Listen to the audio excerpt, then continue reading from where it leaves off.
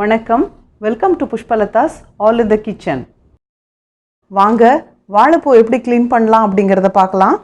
வாழைப்பூ வாங்கும் போது இந்த மாதிரி நிறைய மடல் இருக்கும். இந்த மடலை நம்ம எதுவும் பண்ண முடியாது. இந்த மடலை தூக்கி குப்பையில் தான் போடணும். நமக்கு தேவையானது இதில் இப்படி இந்த மடலை எடுத்தீங்கன்னா உள்ளே பூ இருக்கும்.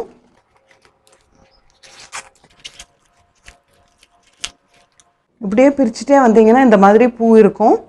இப்போ இந்த பூவை எப்படி க்ளீன் பண்ணுறது அப்படிங்கிறத பார்க்கலாம். இந்த மாதிரி பூ இருக்கும். இதை நீங்கள் கையில் எடுத்துக்கோங்க. இந்த மாதிரி எடுத்துக்கலாம். கொஞ்சம் கொஞ்சமாக எடுத்துட்டிங்கன்னா க்ளீன் பண்ணுறது ஈஸியாக இருக்கும். வாழைப்பூ க்ளீன் பண்ணுறது முதல்ல இதை இப்படி பிரித்தோன்னா இதில் நிறைய மகரந்தங்கள் இருக்கும்.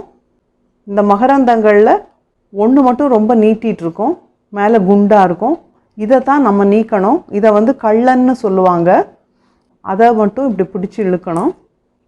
இப்படி பிடிச்சி இழுத்திங்கன்னா வந்துடும். அது தூக்கி போட்டுடலாம். அப்புறம் இந்த மடல், சின்ன மடல், ஒரு பெரிய மடல் இருக்கும், ஒரு சின்ன மடல் இருக்கும். இந்த சின்ன மடலையும் இப்படி எடுத்துடலாம். எடுத்துட்டு இந்த பகுதியை மட்டும் நம்ம சமையலுக்கு உபயோகிக்கலாம்.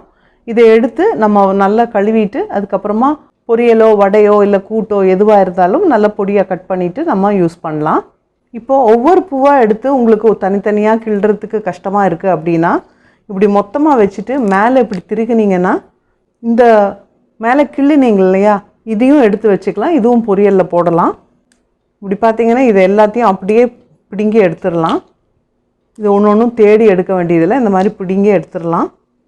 அப்புறம் இந்த மடலை இப்படியே எல்லாம் ஒன்றா வச்சுட்டு இப்படி எடுத்திங்கன்னா மடலெலாம் அப்படியே தனியாக நீட்டிகிட்ருக்கும். ஈஸியாக இப்படியே எடுத்துடலாம். இந்த மாதிரி மடலை எடுத்துடலாம். மடல் வந்துடும். இப்போ இதை அப்படியே நம்ம சமையலுக்கு உபயோகப்படுத்தலாம். இதெல்லாமே எடுத்து முடித்ததுக்கப்புறமா இதை தண்ணியில் போட்டு நல்லா கழுவிடுங்க. அதுக்கப்புறமா பொடியாக நறுக்கி உங்கள் சமையலுக்கு பயன்படுத்தலாம். அதுக்கப்புறம் இந்த மடல் எந்த அளவுக்கு, இந்த சிகப்பாக இருக்கிற மடல் எந்த அளவுக்கு இப்படி பிரிக்க பிரிக்க வந்துட்டே இருக்கும். நம்ம பிரிச்சுட்டே இருக்க அந்த சிகப்பு நிறம் கம்மியாயிட்டே வரும். எப்போ இந்த சிகப்பு நிறமே இல்லாமல் வருதோ அந்த அளவுக்கு நம்ம பிரித்து எடுக்கலாம். அதுக்கப்புறம் இருக்கிறத அப்படியே கட் பண்ணி நம்ம பொரியலில் சேர்த்துக்கலாம். என்னங்க, வாழைப்பூ எப்படி க்ளீன் பண்ணுறது, எப்படி சுலபமாக க்ளீன் பண்ணுறது அப்படிங்கிறது இந்த வீடியோவில் தெரிஞ்சிட்ருப்பீங்க. இனிமேல் உங்கள் வீட்டில் வாழைப்பூ வாங்கினா க்ளீன் பண்ணுறது கஷ்டம் அப்படின்னா அந்த காயை வாங்காமல் இருக்காதீங்க. வாழைப்பூவில் நிறைய சத்துக்கள் இருக்குது.